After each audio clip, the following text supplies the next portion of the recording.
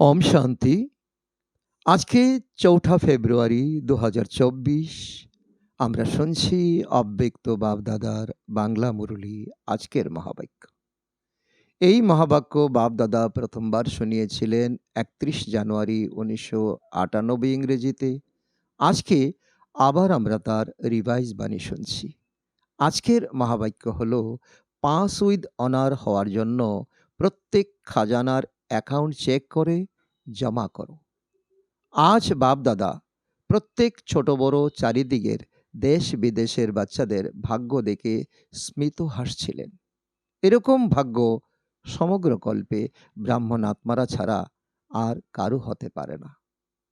দেবতারাও ব্রাহ্মণ জীবনকে শ্রেষ্ঠ মনে করে। প্রত্যেকে নিজেদের জীবনের শুরু থেকে দেখো, জন্ম থেকেই আমাদের ভাগ্য কতখানি শ্রেষ্ঠ। জীবনে জন্মানোর সাথে সাথেই মা বাবার পালনার ভাগ্য প্রাপ্ত হয়েছে, তারপর পড়াশোনার ভাগ্য প্রাপ্ত হয়েছে, তারপর গুরুর দ্বারা মত বা বরদান প্রাপ্ত হচ্ছে। বাচ্চারা, তোমাদের পালনা, পড়াশোনা আর শ্রীমত বরদাতা কে? পরম আত্মার দ্বারা এই তিনটি প্রাপ্ত হচ্ছে। পালনা দেখো, পরমাত্মা পালনা কত কম সংখ্যক আত্মারই প্রাপ্ত করে। পরমাত্মা শিক্ষকের পড়া তোমরা ব্যতীত কারো ভাগ্যে আছে? নেই। সদ্গুরুর দ্বারা শ্রীমত বরদান তোমরাই প্রাপ্ত করো। তো তোমরা নিজেদের ভাগ্যকে ভালোভাবে জানো তো? ভাগ্যকে স্মৃতিতে রেখে দোলনায় দুলতে থাকো, গীত গাইতে থাকো, বাহ আমার ভাগ্য। অমৃতবেলায় যখন ঘুম থেকে উঠো, তখন পরমাত্মা প্রেমে লাভলীন হয়ে ওঠো, তাই না? পরমাত্মা প্রেম উঠিয়ে দেয়। দিনচর্যার শুরুতেই হলো পরমাত্মার প্রেম। প্রেম না থাকলে উঠতেই পারবে না। প্রেমই হলো তোমাদের সময়ের ঘন্টা। প্রেমের ঘন্টা তোমাদের উঠিয়ে দেয়। সারাদিন পরমাত্মার সাথে প্রত্যেক কাজ করায়। কত বড় ভাগ্য যে স্বয়ং বাবা নিজে পরমধাম ত্যাগ করে তোমাদের শিক্ষা দেওয়ার জন্য আসেন। এইরকম কখনো শুনেছ কি যে ভগবান প্রতিদিন নিজের ধাম ছেড়ে পড়ানোর জন্য আসেন বাচ্চাদের কাছে? আত্মারা যতই দূর দূর থেকে আসুক না কেন, পরমধাম থেকে দূর আর কোনো দেশ কি আছে? আছে কোনো দেশ? আমেরিকা, আফ্রিকা দূর? পরমধাম হলো উঁচুর থেকে উঁচু ধাম। উঁচুর থেকে উঁচু ধামের থেকে উঁচু হলেন ভগবান। উঁচুর থেকে উঁচু বাচ্চাদের পড়াতে আসেন রোজ, প্রতিদিন। এরকম ভাগ্য নিজেরা অনুভব করো। আমার কত শ্রেষ্ঠ ভাগ্য, আমি কত ভাগ্যশালী আত্মা। সদ্গুরুর রূপে প্রত্যেক কাজের জন্য শ্রীমত দেন এবং সাথেও থাকেন। শুধু মত দেন না, সাথেও থাকেন। তোমরা কি গান করো? আমার সাথে আছো নাকি দূরে আছো? সাথে আছো, তাই না? যদি শুনতে হয় তো পরমাত্মা টিচারের থেকে শোনো। যখন কিছু খাও তো বাপদাদার সাথে খাও। যদি একা একা খাও তো সেটা তোমাদের ভুল। বাপদাদা তো বলেন আমার সাথে খাও। বাচ্চারা, তোমরাও প্রতিজ্ঞা করেছিলে না? সাথে থাকবে, সাথে খাবে, সাথে পান করবে, সাথে নিয়ে শোবে। আর যখন কোথাও যাবে তখন সাথে নিয়ে যাবে। ঘুমানোর সময় একা থাকবে না, একা শোবে না। একা শুলে, একা ঘুমালে খারাপ স্বপ্ন বা খারাপ চিন্তা স্বপ্নে আসবে। কিন্তু বাবা এতটাই তোমাদের ভালোবাসেন যে সদা বলেন আমার সাথে ঘুমাও। একা একা ঘুমাবে না। যখন ঘুম থেকে ওঠো তখনও আমার সাথে, যখন শুতে যাও তখনও আমার সাথে, খাওয়ার সময়ও আমার সাথে, চলার সময়ও আমার সাথে থাকো। যদি অফিসে যাও, বিজনেস করো, তখনও সেই বিজনেসের তোমরা হলে ট্রাস্টি আর মালিক হলেন স্বয়ং বাবা। অফিসে যাও তো তোমরা জানো যে আমার ডাইরেক্টর বস হলেন বাপ দাদা, আমি হলাম নিমিত্ত মাত্র। তাই ডাইরেকশনে কাজ করিয়ে। কখনো উদাস হয়ে যাও তো বাবা বন্ধু হয়ে তোমার সঙ্গ দেন, ফ্রেন্ডও হয়ে যান। কখনো প্রেমের অশ্রু বইতে থাকলে চোখের জল মুছিয়ে দিতে বাবা আসেন, আর তোমাদের চোখের জল হৃদয়ের বাক্সে মুক্তোর মতো সমাহিত করে দেন। আবার কখনো কখনো কোনো কারণে বাবার উপর রাগ করে বাবাকে অনেক মিষ্টি মিষ্টি কথাও শোনাও। তখন বাবা অভিমানী বাচ্চাদের মান ভাঙাতে, রাগ ভাঙাতে আসেন। বাচ্চারা, কোনো ব্যাপার নয়, এগিয়ে চলো। যা কিছু হয়ে গেছে পাস্টকে ভুলে যাও, অতীতকে বিন্দু লাগিয়ে দাও। এরকম ভাবে মানাতে আসেন, তাই না? তো প্রতিটি দিনচর্যা কার সাথে হয়? বাপ-দাদার সাথে না? বাপ-দাদার কখনো কখনো বাচ্চাদের কথা শুনে হাসিও পায়। বাচ্চারা যখন বলে যে, "বাবা, তুমি আমাদেরকে মনেই রাখো না, ভুলে যাও।" একদিকে বলে কম্বাইন্ড, তো কম্বাইন্ড কখনো ভুলে যায় কি? যখন সাথে আছেন তখন সাথী কখনো ভুলে যায় কি? তো বাপ-দাদা বলছেন, "সাবাস! বাচ্চাদের মধ্যে এত শক্তি আছে যে কম্বাইন্ডকেও আলাদা করে দেয়। আছে কম্বাইন্ড আর একটুখানি মায়া কম্বাইন্ডকেও আলাদা করে দেয়।" বাপ-দাদা বাচ্চাদের খেলা দেখে এতটাই বলছেন যে, "বাচ্চারা, সর্বদা নিজের ভাগ্যের স্মৃতিতে থাকো।" বাস্তবে হয় কি? চিন্তা করছো আমার ভাগ্য অনেক উঁচু, অথচ চিন্তাস্বরূপ হয়ে যাচ্ছ, স্মৃতিস্বরূপ হচ্ছ না। এখানেই তো ভুল। চিন্তা খুবই ভালো করো, আমি তো হলাম এই, আমি হলাম এই, এই তো আমি। শোনাও খুব ভালো, কিন্তু যখন চিন্তা করছো, তো যেটা চিন্তা করছো তার স্বরূপ হয়ে যাও। স্বরূপ হওয়াতেই দুর্বল হয়ে পড়ো। প্রত্যেক কথার স্বরূপ হয়ে যাও। যেটা চিন্তা করছো সেই স্বরূপও অনুভব করো। সবথেকে বড়র থেকে বড় হলো অনুভবী মূর্ত হওয়া। অনাদিকালে যখন পরমধামে ছিলে, তো চিন্তা স্বরূপ ছিলে না, স্মৃতিস্বরূপ ছিলে। আমি হলাম আত্মা, আমি হলাম আত্মা। তো এটাও চিন্তা করতে হতো না।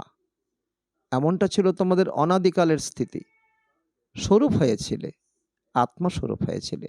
আদিকালেও আদিকালেও এই সময়ের এই ব্রাহ্মণ জীবনের পুরুষার্থের প্রালব্ধ স্বরূপে ছিলে, দেবতা স্বরূপে ছিলে। চিন্তা করতে হতো না যে আমি হলাম দেবতা, আমি হলাম দেবতা।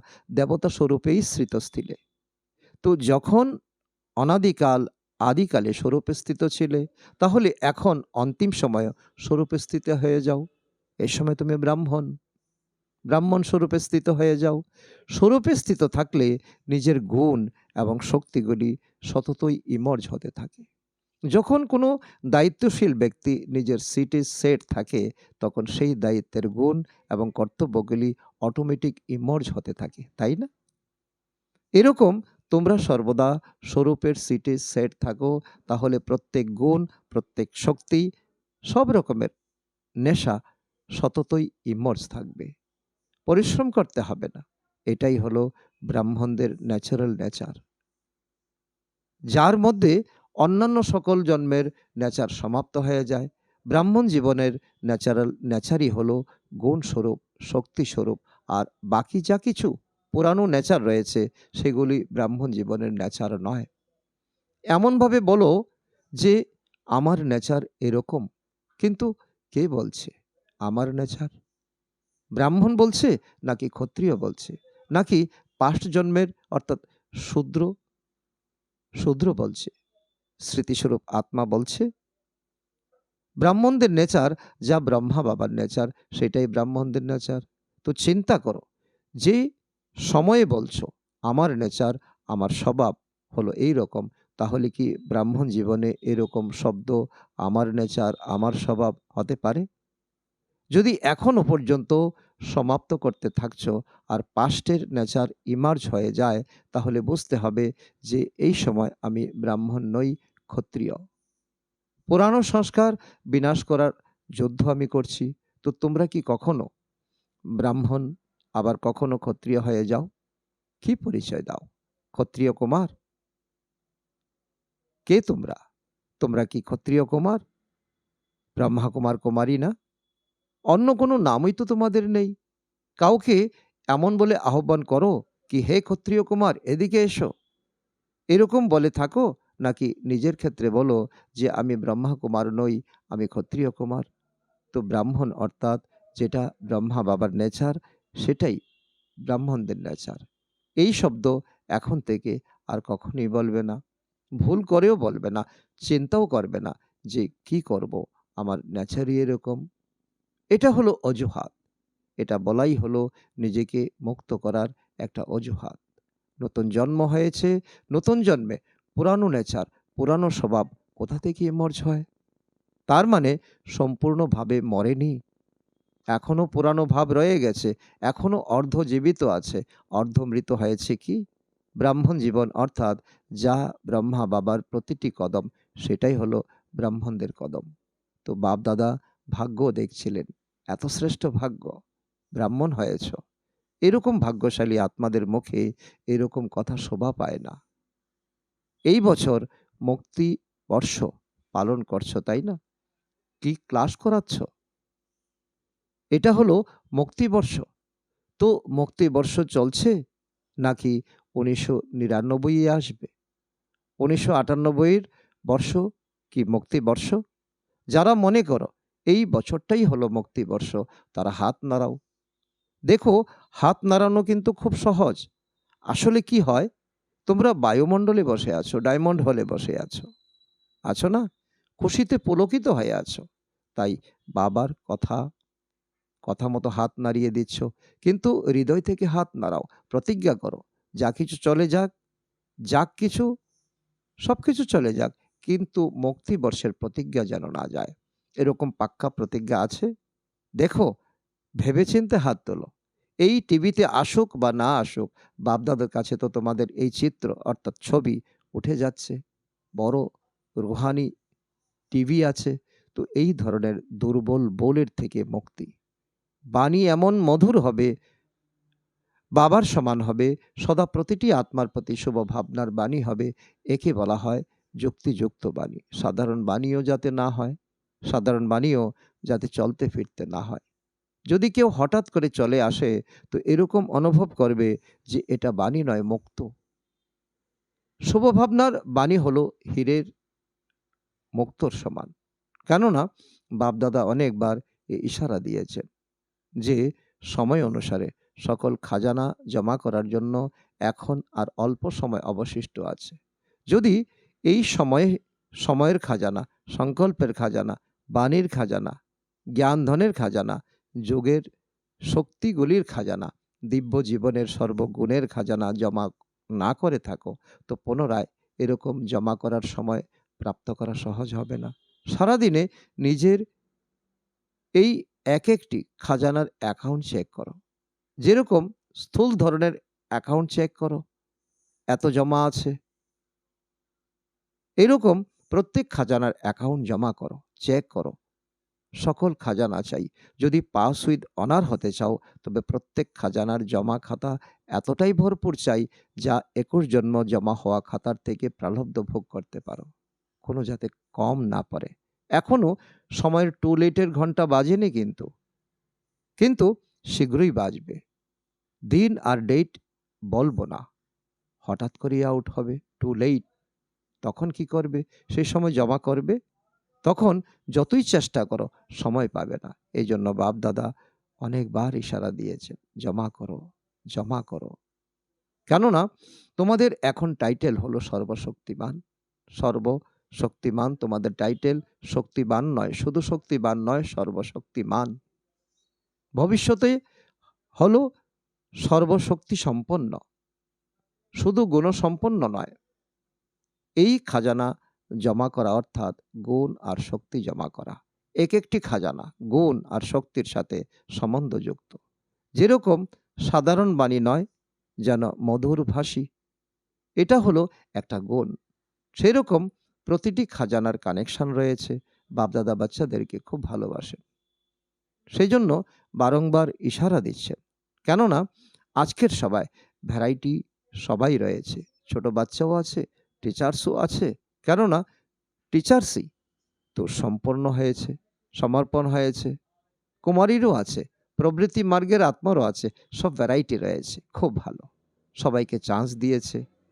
এটা খুবই ভালো হয়েছে। বাচ্চাদের তো অনেক সময় ধরে আবেদন ছিল, তাই না বাচ্চারা? আমাদের মিলনের চান্স কবে প্রাপ্ত হবে? তো ভালো হয়েছে, সকল ভ্যারাইটি ফুলের তোড়া বাবার সামনে আছে।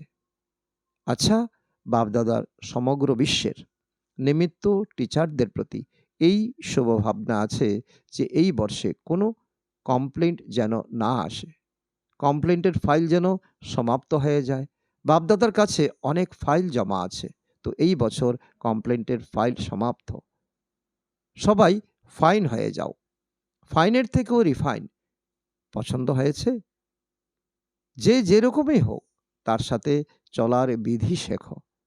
কেউ যদি কিছু করে বারবার বিঘ্নরূপ হয়ে সামনে আসে, কিন্তু এই বিঘ্নতে সময় লাগানো এরকম কতদিন চলবে? এরও তো সমাপ্তি সমারোহ হওয়া উচিত, তাই না? তো অন্যদেরকে দেখবে না। এইরকম করে আমাকে কি করতে হবে? যদি সে পাহাড় হয় তাহলে আমাকে এড়িয়ে যেতে হবে। পাহাড় সরে যাবে না। এই পরিবর্তন হলে আমি হব। এটা হলো পাহাড় সরে গেলে আমি এগিয়ে যেতে পারবো না। পাহাড় সরে যাবে আর না তোমরা লক্ষ্যে পৌঁছাতে পারবে। সেইজন্য যদি সেই আত্মার প্রতি শুভ ভাবনা থাকে তাহলে ইশারা দাও, তারপর মন বুদ্ধি থেকে খালি করে দাও। নিজেকে ওই বিঘ্নস্বরূপ হওয়া আত্মার চিন্তার মধ্যে প্রবেশ করাবে না। যখন নম্বরের ক্রমানুসারে আছে তো নম্বরের ক্রমানুসারে স্টেজও প্রাপ্ত হবে, কিন্তু আমাকে নম্বর 1 হতে হবে এরকম বিঘ্ন বা ব্যর্থ সংকল্পের রচয়িতা আত্মাদের প্রতি নিজের পরিবর্তন হয়ে তাদের প্রতি শুভ ভাবনা দিতে থাকো। সময়ও কম লাগে আর পরিশ্রমও কম মনে হয়, কিন্তু যে স্বপরিবর্তন করতে পারে বিজয় মালা তারই গলায় স্থান পাবে। শুভ ভাবনা দিয়ে তাদেরকে পরিবর্তন করতে পারো তো করো, না হলে তো ইশারা বোঝাও, ইশারাতে বোঝাও, নিজের রেসপন্সিবিলিটি সমাপ্ত করে দাও আর স্বপরিবর্তন করে সামনের দিকে উঠতে থাকো। এই বিঘ্ন রূপও হলো অ্যাটাচমেন্টের সোনার সুতো। এটাও তোমাকে উঠতে দেবে না, নিচের দিকে টানবে। এ হলো সত্যতার পর্দার আড়ালে অত্যন্ত সূক্ষ্ম সুতো। তখন তোমরা চিন্তা করতে থাকো যে এটা তো সত্য কথা, তাই না? এসব তো হয়েই থাকে, তাই না? তো এসব তো হওয়া উচিত নয়, কিন্তু কতদিন দেখবে আর কতদিন বাধা দিতে থাকবে? এখন তো নিজেকে এই সূক্ষ্ম সুতোর থেকে মুক্ত করো, মুক্তিবর্ষ পালন করো। এজন্য বাচ্চাদের যা কিছু আশা আছে, উৎসাহ আছে, উদ্দীপনা আছে, এসব কিছুই বাবা ফাংশন করে পূর্ণ করছেন।